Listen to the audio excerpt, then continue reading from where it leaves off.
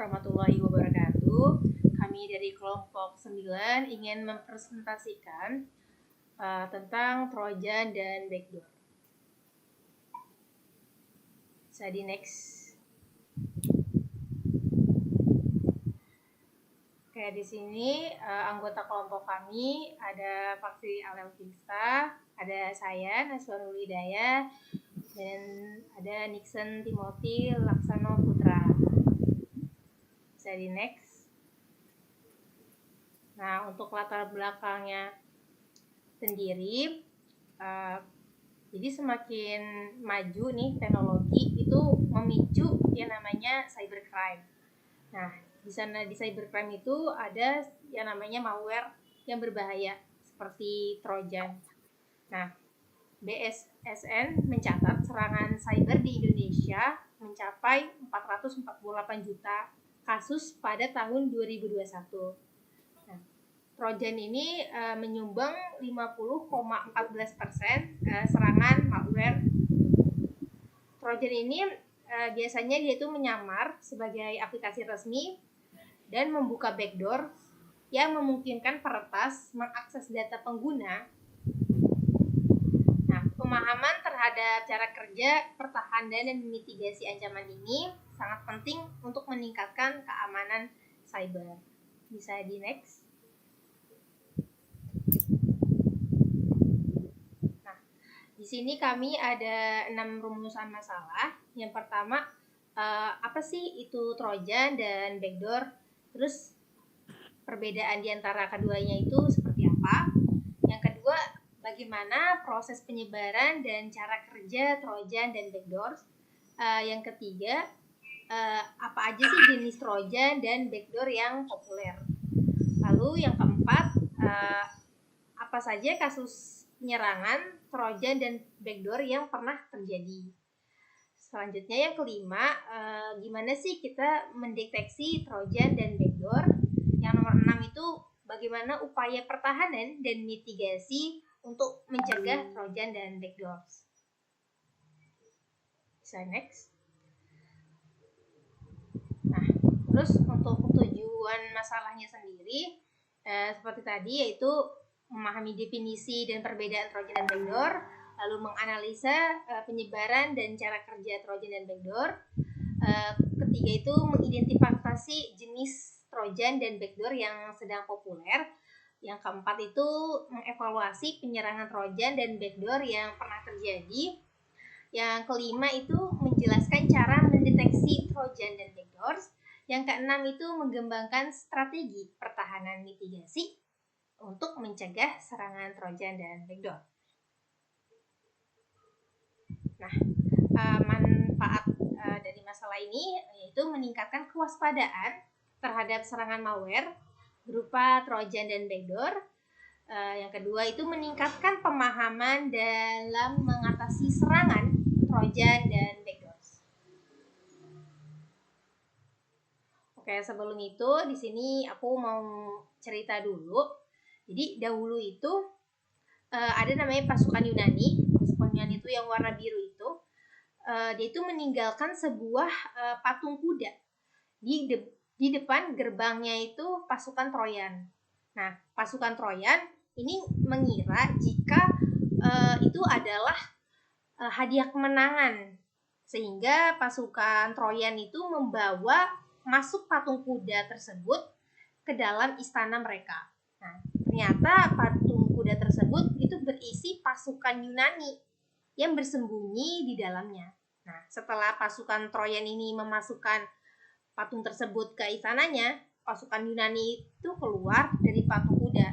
Nah, kemudian pasukan Yunani itu membuka pintu agar pasukan Yunani lainnya yang udah menunggu di luar gerbang itu bisa masuk dan mengambil alih istana. Bisa di next. Nah, pasukan kuda tersebut itu akhirnya dinamakan Trojan atau Trojan gitu, patung kuda yang tersebut. Nah, kita bisa analogikan pasukan Trojan itu adalah user dan pasukan Yunani itu adalah attacker atau hacker yang ingin mengambil data atau masuk ke server pengguna. Nah, ketika hacker meletakkan Trojan ini atau Trojan itu yang sudah disisipkan backdoor.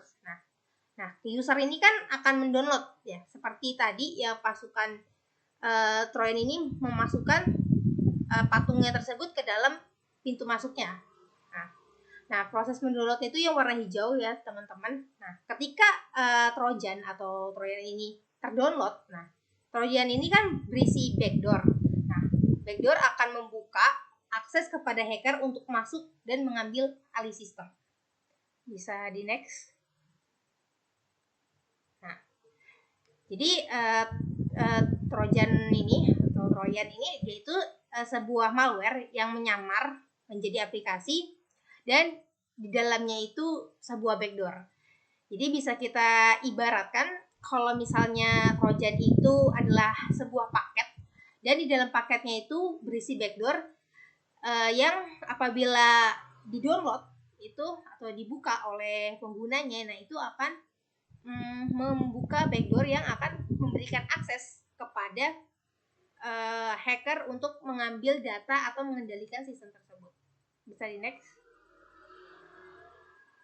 Nah, tadi sudah saya jelaskan ya, kalau misalnya backdoor itu adalah isi paketnya. Kalau misalnya Trojan itu ibaratnya bungkusnya atau bungkus paketnya, sedangkan backdoor itu ada di dalamnya.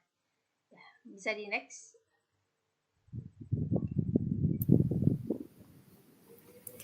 Oke, yang selanjutnya ada perbedaan Trojan dan backdoor. Trojan adalah jenis malware yang menyamar sebagai program yang berguna atau sah untuk mengelabui pengguna agar menginstalnya. Sedangkan backdoor adalah jenis Trojan yang secara khusus dirancang untuk membuka pintu belakang di sistem komputer, memberikan akses tidak sah kepada penyerang. Selanjutnya cara kerja Trojan dan backdoor. Trojan umumnya akan menyamar sebagai perangkat lunak atau file yang resmi. Saat tanpa sepengetahuan pengguna, Trojan dapat membuka akses data pribadi milik korban, mencuri, atau merusak sistem. Sedangkan backdoor mencari celah keamanan untuk membuka pintu belakang untuk memberikan akses masuk kepada penyerang tanpa sepengetahuan pengguna. Beberapa backdoor disusupkan sebagai Trojan atau malware lainnya. Selanjutnya jenis-jenis Trojan dan backdoor. Yang pertama, Remote Access Trojan atau RAT. Trojan ini memungkinkan penyerang mengendalikan komputer korban dari jarak jauh melalui LAN atau internet. Mencuri informasi rahasia. Contohnya Dark Comet, NJRAT, dan Poison LVY. Dua, General Trojan. Jenis ini dapat mengunduh dan menginstal versi baru dari malware, termasuk memperbarui dirinya sendiri. Contoh, downloader Trojan, ransom Trojan, dan backdoor Trojan. Ketiga, Trojan backdoor. Diinstal melalui metode seperti Remote File Inclusion, RFI, dan memberi akses jarak jauh kepada penyerang untuk mengontrol sistem, sering tersembunyi dalam aplikasi lain. Yang keempat, Web Shell Backdoor. Dikenali dengan mengambil tanda tangan dari data backdoor dan menggunakan algoritma penambahan untuk mendeteksi pola malware. Metode ini efektif untuk menemukan backdoor atau malware terbaru. Selanjutnya studi kasus serangan Trojan. Kasus kebocoran akun email 28 institusi pemerintah akibat Trojan. Yang pertama, jenis serangannya itu Trojan keylogger. Malware ini merekam setiap ketukan keyboard pengguna untuk mencuri data kredensial email. Yang kedua itu cara serangan terjadi itu Trojan diinstal melalui perangkat keras, bajakan, freeware berbahaya, atau aplikasi ilegal. Setelah terinstall, keylogger mencatat data login dan informasi sensitif lainnya, lalu mengirimkannya ke penyerang. Ketiga, penyebab serangan. Kredensial email yang dicuri memungkinkan penyerang mengirim email palsu dari akun resmi, menjalankan rekayasa sosial untuk memperoleh akses ke sistem atau data penting lainnya. Yang keempat, dampaknya serangan ini menyebabkan kebocoran informasi pemerintah, hilangnya kepercayaan publik, dan potensi kerugian finansial. Selanjutnya, studi kasus serangan backdoor. Cerita pegawai Microsoft yang ungkap backdoor Linux berbahaya. Satu jenis serangan backdoor berbasis perangkat lunak. Malware ini merekam setiap ketukan keyboard pengguna untuk mencuri data kredensial email. Dua cara serangan terjadi. Penyerang menyusupkan fangsat ke dalam library XZ melalui identitas palsu. Memanfaatkan bug untuk mengelabui pengembang agar mengadopsi versi berbahaya. Anomali penggunaan CPU selama pengujian memicu investigasi yang mengungkapkan adanya backdoor. Ketiga, penyebaran serangan. Library XZ yang terinfeksi setelah masuk ke repositori resmi Linux dan menyebar luas. Mempengaruhi distribusi populer seperti Fedora. Potensi penyebaran tinggi karena XZ digunakan secara luas dalam kompresi dan dekompresi file besar. 4. Dampaknya, jika tidak segera terdeteksi, backdoor ini dapat mengancam keamanan server, perangkat IoT, dan sistem cloud berbasis Linux di seluruh dunia. Konsekuensinya mencakup risiko pencurian data, kerentanan pada server, dan hilangnya kepercayaan pada keamanan open source yang dapat memicu kerugian finansial bagi organisasi pengguna Linux. Deteksi dan pertahanan. Yang pertama, deteksi Trojan. Langkah pertama dalam deteksi Trojan adalah identifikasi ancaman dan backdoor yang memberi akses tidak sah ke sistem. Selanjutnya, lakukan analisis kerentanan untuk menemukan titik lemah seperti bug atau kesalahan konfigurasi. Pemantauan enkripsi data juga penting. Penggunaan firewall, antivirus tambahan, dan enkripsi WPA2 PSK serta SSL dapat meningkatkan keamanan dan ketahanan sistem terhadap serangan Trojan. Baiklah, saya akan melanjutkan deteksi dan pertahanan. Penelitian ini menggunakan machine learning dengan algoritma random forest dan SVM untuk mendeteksi backdoor. Data berupa log aktivitas dan penyimpanan API digunakan untuk melatih model mencapai akurasi 95%, presisi 93%, dan recall 96%.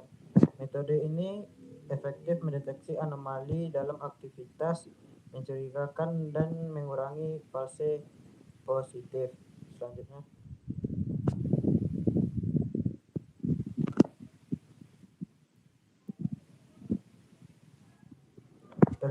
perlindungan terhadap Trojan mencakup pemfilteran firewall dan pemblokiran port, serta analis mendalam menggunakan applicator untuk menganalisis Trojan dan masuk melalui phishing. Edukasi penggunaan dan penggunaan antivirus juga merupakan langkah mitigasi penting. Selanjutnya,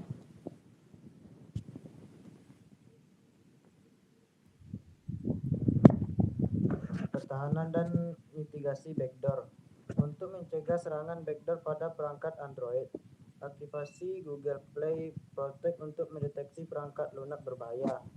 Nonaktifkan izin aplikasi yang tidak perlu dan pertimbangan investasi dalam mobile security firewall untuk analis keamanan aplikasi sebelum install.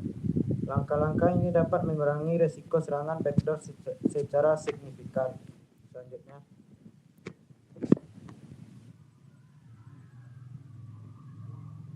dampak dan solusi. Dampak serangan Trojan dan backdoor.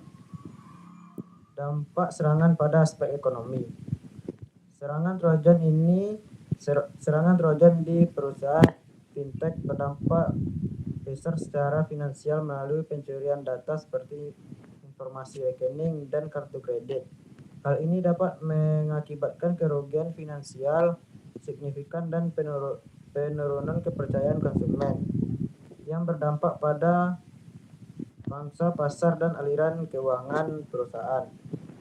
Biaya tambahan untuk pemulihan sistem dan peningkatan keamanan juga menjadi beban.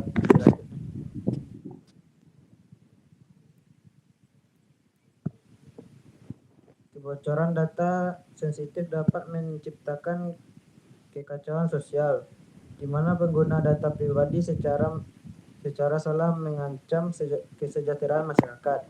Rasa aman menurun, lembaga kehilangan kewenangan, dan individu mengalami kecemasan yang mempengaruhi kualitas hidup.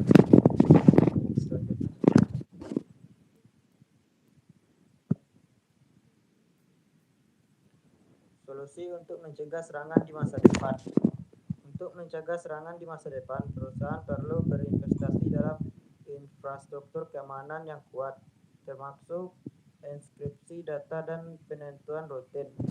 Edukasi pengguna tentang risiko peretasan cyber sangat penting.